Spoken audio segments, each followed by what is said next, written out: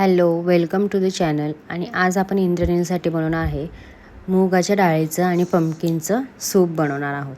तर मी 1 चमचा मुगाची डाळ आणि त्याच्यामध्ये लाल भोपळा चिरून टाकत आहे साल काढून.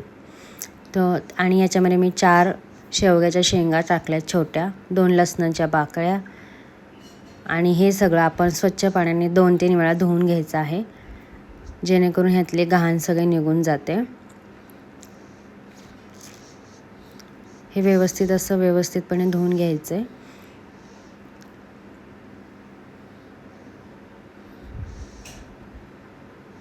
तर यात आपण टाकणार आहे 1 ग्लास पाणी.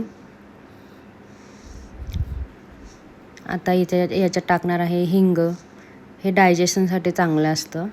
आणि याच्यानंतर जिरे. याच्यानंतर आपण टाकूयात ह्याच्यामध्ये हळद, थोडीशी हळद टाकायची.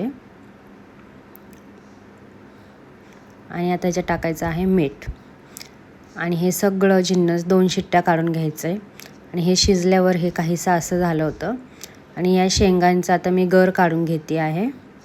ॲज यू कॅन सी मी एका शेंगेचं काढून दाखवते. मधून स्प्लिट करायची आणि चमच्याने असं काढून घ्यायचं आहे.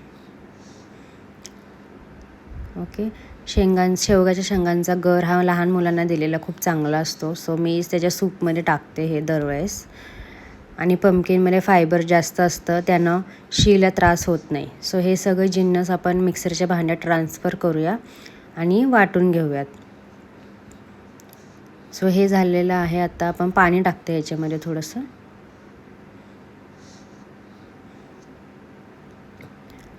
आणि हे वाटून घेतले, हे असं दिसतं आहे. आणि डाळा रेडी आहे आपलं सूप. याच्यामध्ये काही तडका वगैरे द्यायची गरज नाही आहे. So it's ready.